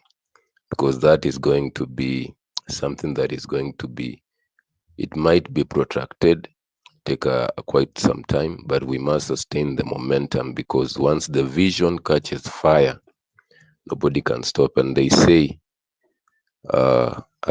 you cannot fight an idea whose time has come.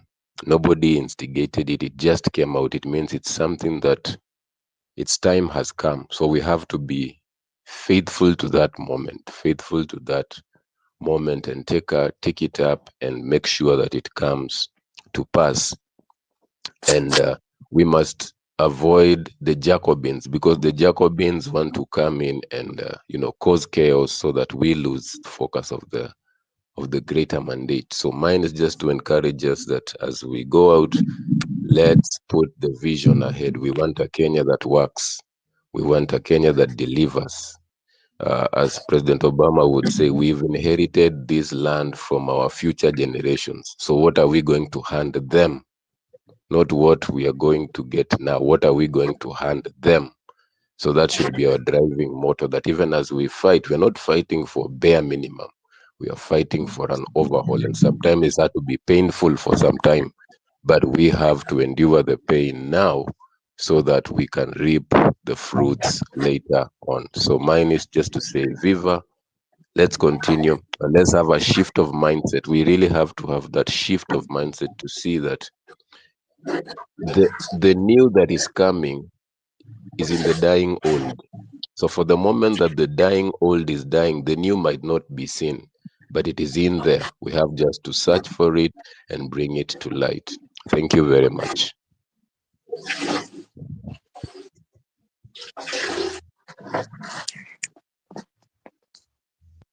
Thank you, Pascal. Tabi, can you now hear us? Tabi, I'm running out of time. I want to drop the space. Yes, I can hear you Go now. ahead. I'm not. I think I had a problem with my speaker. I was not hearing anyone speak, but I hope everyone can hear me. Yes, we can. Go ahead. You can hear me? All right. Thank you very much.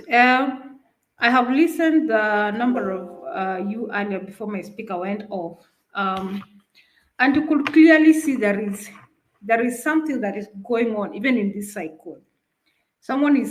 People are trying to kill the momentum. Yeah, people are trying to kill the momentum that we are defeated. We cannot defeat Ruto. We cannot do this. There is, in everything, there is always a negative side and a positive side. So if you're trying to look for a negative part of these demos, you will always get, if you try to look for reasons to quit, there's so many reasons to quit. All you need to do is find that one reason to keep you going. What will keep us going? The momentum we have right now is that we need to redeem our country. We need to redeem back our lives. Our future is at stake. The moment we let these people say we cannot hold, we have a constitution to follow, are they even following the constitution? The person who took an oath to protect, to follow the constitution, is he himself upholding the constitution that we are all here drumming, oh, we must follow the law? Is he first of all following the law? The fact that there is no IEBC in place, that is already breaking the law. And do you expect Ruto to put up a structure that we will use to remove him in power? Do you expect him to do so? No. An example is, let's look at Sri Lanka. Did they follow the constitution to remove their president? Is there any constitution in the world that allows the citizens to overthrow the president? I think we have to understand that the law is our servant. We are the master. It is the law that should serve the people. not the people to serve the law. Once we put ourselves under the law, it means that those who made the law, which are the political class, will always dominate over us. And that is why everything in Kenya is working against the citizens and the rich continue becoming rich. It is because the law has been designed for them. Yeah. A good example is a guy who was charged, I don't know, 10 million, just in the midst of this uproar, just to show us a middle finger that, you know what, impunity will always win. In the midst of this uproar, they come up with an increase of GNPs. In the midst of this uproar, there was a computer error in NHIF. In the midst of this uproar, there was stealing of fertilizer in the mid-sea. What is that trying to, what kind of message are they trying to tell us? That impunity will win any day, anytime. So it is not about us to think about we are losing. We have 1,000 reasons to feel weak. We have 1,000 reasons to give up. We just need that one reason to keep us going. And the reason is our future. Are we tired? If we are tired, then this is the main reason that we must keep the movement going on. We cannot allow ourselves to cow back, because once we start buying the fear, once we start saying that the Ruto is, and we cannot throw Ruto right now, what are we saying? That we stay with him for another, because in 2027, who will tell you that he will not buy all of you, the whole movement? He has already divided us. So if we give him more time, we'll give him more time to buy more. We'll give him more time to kill those who are not votable. Like a majority of you cannot be compromised. What will happen to you? Your lives is at risk. It will come for you. Yeah. So we are not safe either way. Going back. So the only way we can forge forward is to make sure we shake him. We shake him, paint him as a bloodthirst person. Paint him as the killer, the leader of the goons. Yeah, the police were there looking at the goons destroying properties. In the full glare of camera, the police were pulling back, not touching the real goons, but going for innocent, pregnant women. Who does that? So the moment we give this guy more time, we buy that narrative of we have to follow, we have no IEBC. IEBC is, Ruto has to appoint it. Do you think he will appoint a structure that will come after him? No, he won't. So we really need to find one reason to keep the movement going forward. We have to learn how to prevent the intruders from taking away the good things that we have already started. The intruders are the people that are being infiltrated into the movement. How do we get away from them? How do we bar them from getting into our movement? I like the way there was a guy called Babu who talked earlier on, trying to befriend, because Ruto has already infiltrated into us. We also need to find ways to filtrate into his army. How do we befriend? The soldiers are our relatives. These are our brothers and sisters in the army. Police are not foreigners. These are Kenyans who are also going the same hardships that we are going through. How can we make them come on our side? And now paint the picture that this is the guy that is eating, that is drinking the blood of our young men and women. That is the main thing that we should focus. Because if we say we need dialogue, to dialogue with who? Does he even understand your language? Does he? Because our language is, we need systems to work. Does Ruto understand how systems work? Look at his cabinet. Look at the things that are facing our country, even to an extent of packing sand to sell to a farmer. What language? How can you even sit on the same table? What are you going to discuss with that person? It has the audacity to pack sand to sell to a farmer. What are you going to tell him? That we don't want this? Because in him, he's already rotten. There is no soul in that person. So there is no way you're going to talk to any sense to him. So in terms of communication, first of all, we are talking a totally different language. For them, they know the language of dealership. How do we get more money? That is their language. And we don't understand that language. Our language is, how do we make our systems work? How do we make education system work? For them, they don't know that. They know If there is a school to be constructed, who is given that contract? That is their language, And how much is it? They even allocate you 10 million to construct one class, and one class will cost maybe 900,000. So that is their language, and that is not ours. So there is no day that we'll ever communicate because we have no common ground. We have no common ideals with them. So there is no day that we'll ever sit with them and say, we have understood what you need, and if you have no, we are talking in totally different frequencies. Yeah. So let us keep the momentum going. I like the hashtag that Ruto must go. We need just to add more hashtag that this is a bloodthirsty leader. He is drinking our blood. He's the leader of the goons. Paint that to all the media houses, to everywhere. Go to the World Bank and IMF. They are the one funding him. They're the one making him take the glory. Like leader is this guy is a hero. A hero of doing what? Of killing innocent people? No, we cannot stay in this mode. We must find a way to get him out. Thank you. Thank you so much for your submission, guys. I want to drop the space. We want to go on the streets and occupy everywhere. So if I'm giving you the mic, I'm not adding any new speakers, guys. No new speakers. I'm just clearing the speaker rack right now, and then we hit the streets, guys. Please bear with me. Please bear with me. We have a mission today. Today is D-Day. So, Kirote, mic is yours. Kirote. Good morning. Okay. Good morning, everyone. I hope I'm clear. First of all, I want to pass my appreciation to everyone who has put their efforts to make sure we've achieved something. It's really something. Apart from the finance bill being dropped, we've also seen a progressive effects of our demos and our voices. Tumeziona pia kwa Senate nini, so yeah, the pressure is working and we have something to be proud of. And secondly, I am in the village and every day I'm coming across conversations, views, and let me tell you, hey, we have a long way to go. You see, this day I was coming from Mero Town. I was heading home. And there's this particular guy, he is in his 50s, well dressed. He looked decent, like alikuwa anakaa msee amesoma, you know what I mean. Only to hear his opinion kama tuko very.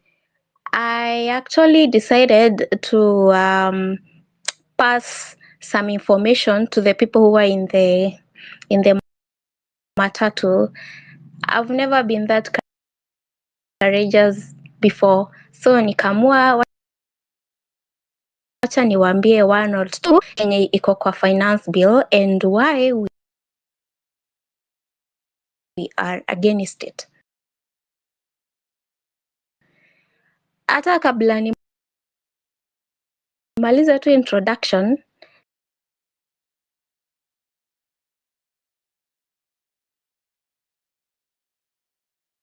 the man who's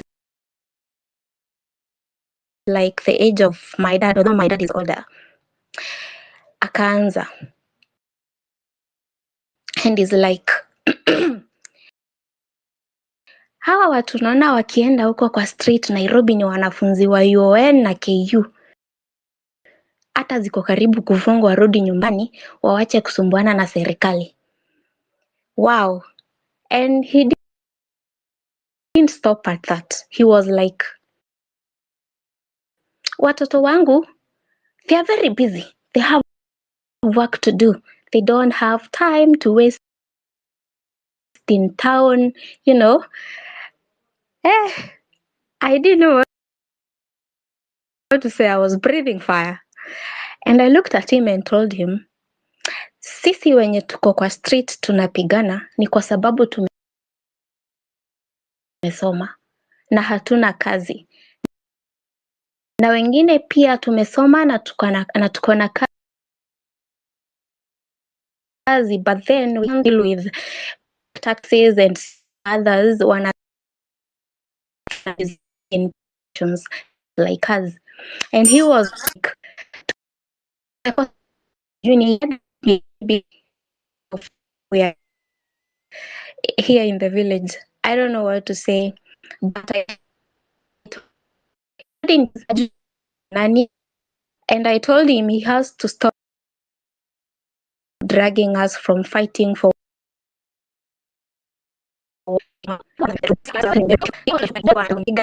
so that is it, guys. And one of them gentleman hapo alikuwa unajua watoto hawajui wanafanya nini,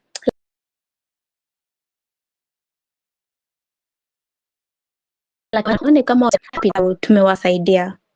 So jana I heard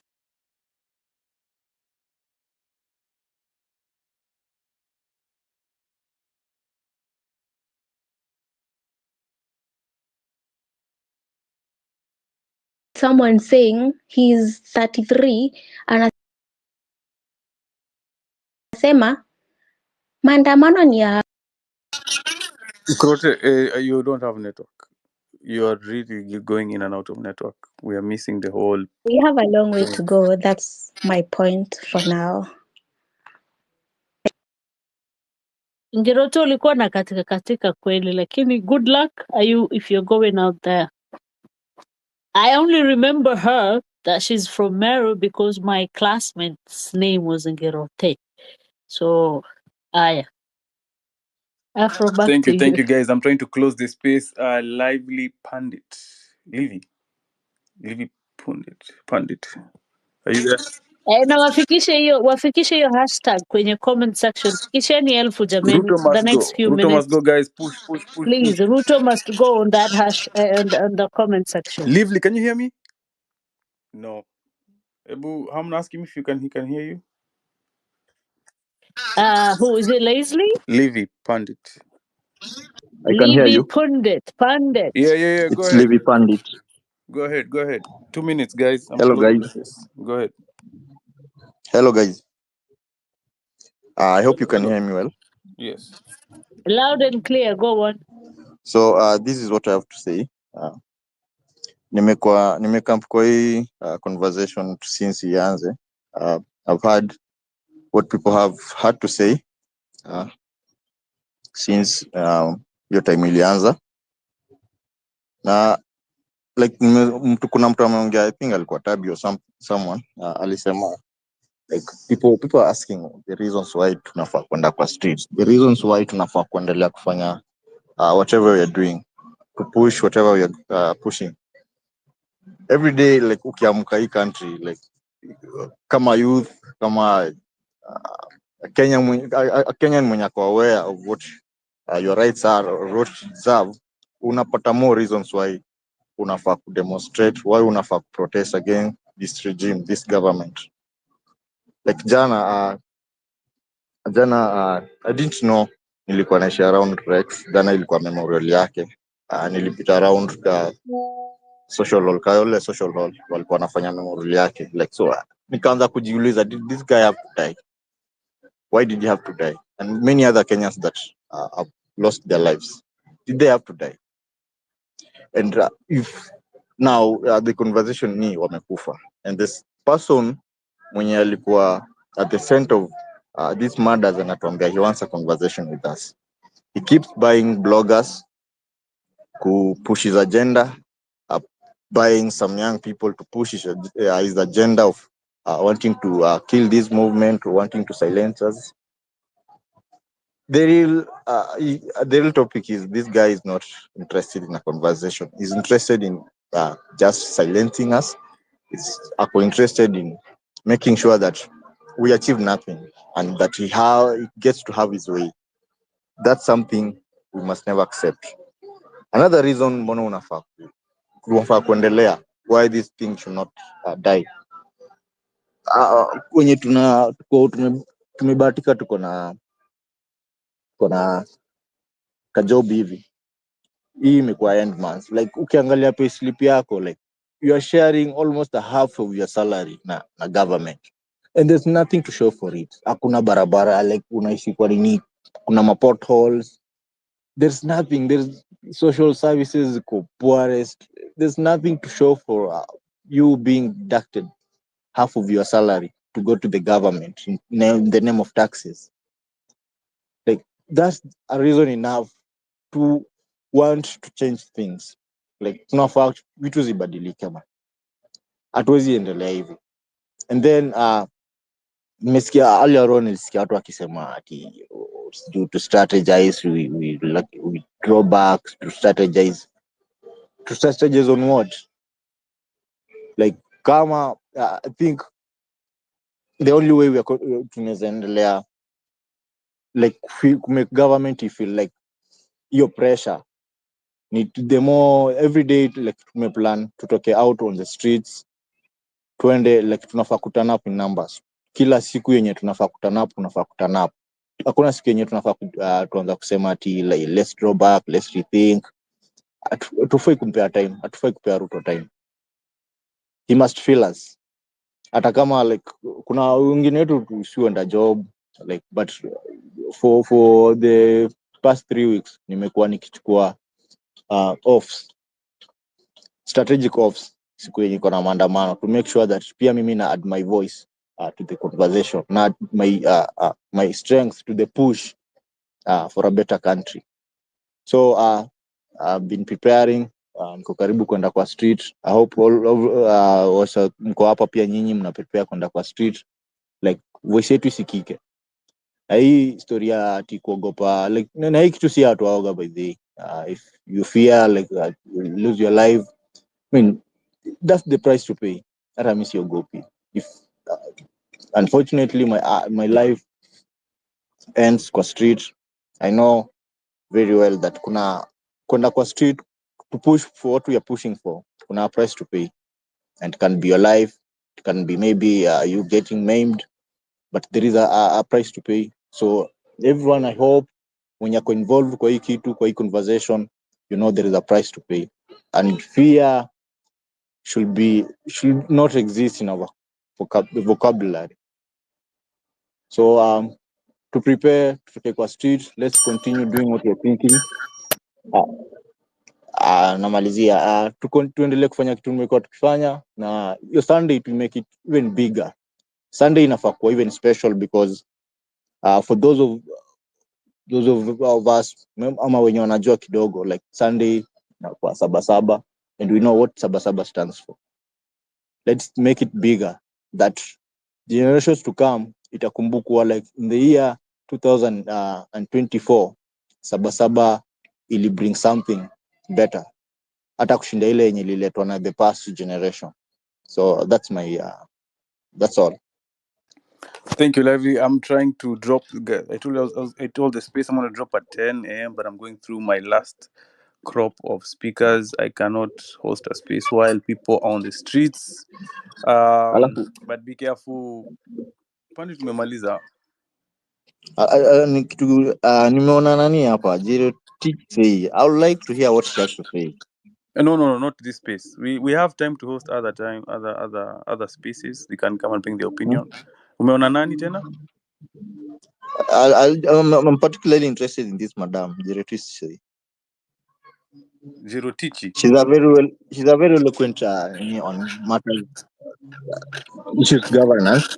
We MDM watu wanaenda ground. MDM kama unataka kumsikia. Unajua alikuwa Mkale. alisupport nini? Alisupport gava. Yes. Then I want to hear. No, I know. She's a very nice lady, I know. But sasa, you know, people have to go on the ground. Mnanisikia? Mkale. Mnanisikia?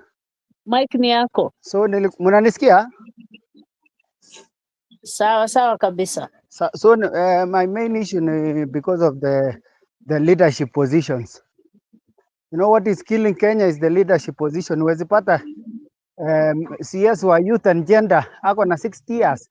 Ndio maana ajui bei ya vitu basic kama sanitary pads, ajui shit. So tuna elect the wrong leaders. Unapata mtu kama this fool anaitwa Jackson Mandago, P1 teacher anasimamia health committee. Ndio maana ajui basic things. Unapata mtu kama Linturi anakuja kufanya biashara na docketry ya agriculture kwa sababu hana knowledge. Unapata a fool like Kipchumba Murkomen who is a lawyer, anafaa kuwe anasimamia law firm yake huko, unapata ako kwa very important docket yenye inasimamia maneno ya lami. So hii cabinet yetu ni clueless, hakuna youth ako hapo. So these people never know the main issues that face the youth, kwa sababu unapata CS ni 60 years, 70, 65, 45, so our 55, so they don't know what the youth are going through. Bad management. Ruto sijui ako held captive on his own government na watu wanao madeni. Fuck the government. Lakini tutokezee kwa barabara. Nimeshukuru. Hey, can you 1 minute talk about the friend that you lost? I've been on your profile. I see you lost your friend. You lost Maandamano. I lost yesterday was the burial in Narok. Anaitwa Shieni Eric, tulisoma na yeye Sacho High School. Alipigwa headshot na ofisa mwenye anashika 20,000, na if this boy could have graduated angeearn more than 100 na andikia hii jamaa an extra 20,000 juu, wangekubaliana asimue. I feel pain. Ndio nimetoka huko Narok, ndio naishia LD. Nimeshukuru. Rest in peace. Pole Mkale, pole sana, and our condolences, sincere condolences to you. I just wanted to check because the money that was collected was also going to help with the burial expenses. Do you know kama kuna kitu imewafikia nyinyi ya familia yenye kijana amekufa? Tulikuwa morning, hatungeuliza do, lakini I think ilimfikia because able people pia, lakini I think ilimfikia. Sidhani kuna foul play ilichezwa hapo. Asante sana. Thank you very much. Kenyans mumesikia. So that collections that was done, it's helping the people in the hospital. It's helping as well to the families who have lost loved ones. They're all our families. We have lost loved ones as well. So let's make today worth it for them. Remember them when you're hitting the street. Be vigilant. Stay in groups. Beba maji. Watch out for the goons, and make sure you have somebody who can reach out to you. Tell each other point mtakutania, na mkipoteana mahali mnawezaenda mkutane. Just be vigilant and just please take care and keep your eyes open. The only thing that should come out of your mouth, do not agitate the police. Keep saying Ruto must go. Guys, it's 9:53. We have one last person on the speaker, but 9:57 comments on hashtag Ruto must go. Before you, I space ifungwe, please, let's make it to 1,000. It's 9:59. Make it to 1,000, please. Ni nani mwenye next? Mi hata sioni hiyo jina. Afro to you. Eunice.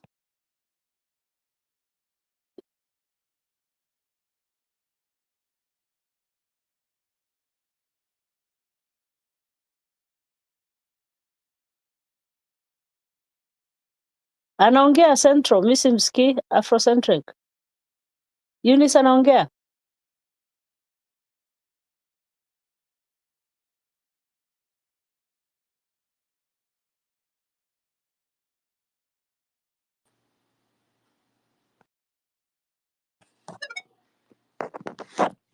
Hannah, can you hear Eunice? That is what I was asking you. I couldn't hear Eunice talking. Hey, Eunice, we can't fix your microphone. Alafu tufungie space na the anthem. Okay. Yes. Yeah. Eunice, we can't hear Eunice. What was the name of that lady? Jiro Teach. Can't be the last closing speaker because Eunice has dropped the ball.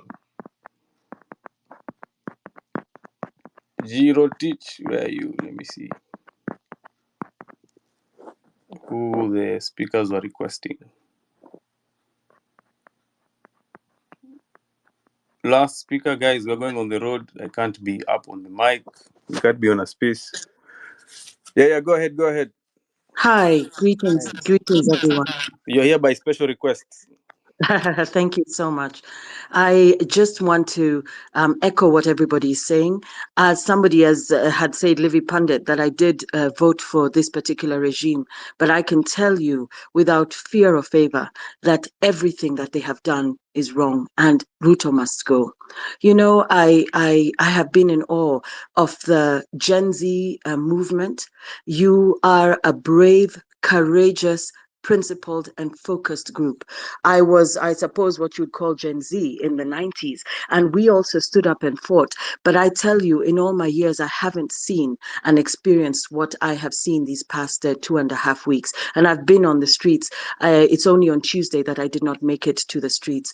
And I just want to, first of all, offer my condolences to all those who have lost loved ones. It was a horrific sight starting last Tuesday, and this is unconscionable. And the usual tactics used by this regime to send goons to disrupt, to infiltrate, people who have been sent with money to compromise others and to get them to back down. This usually happens in such struggles and people fall along the way.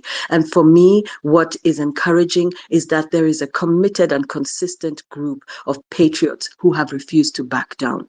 And you know, when I think about my reasons for having voted for this particular regime, there was a very excellent plan. But one of the things we have to remember going forward, I have to remember going forward, is a plan has to be implemented by people. And those people have to be people of integrity and people who are committed to seeing Kenya advance to the next level. And this is exactly what hasn't happened. And you know, the idea of holding our leaders, our elected leaders, accountable is something that I'm 100% behind. And if you go to my timeline, you go to my active citizenship, no matter who I support or I don't support, I always call out people who are not doing the right thing. And for me, this Ruto Must Go movement, which started with Reject Finance Bill 2024, is something that we should not let go of. I see and I feel that the Ruto Must Go hashtag is one saying that since you have been defeated to lead this country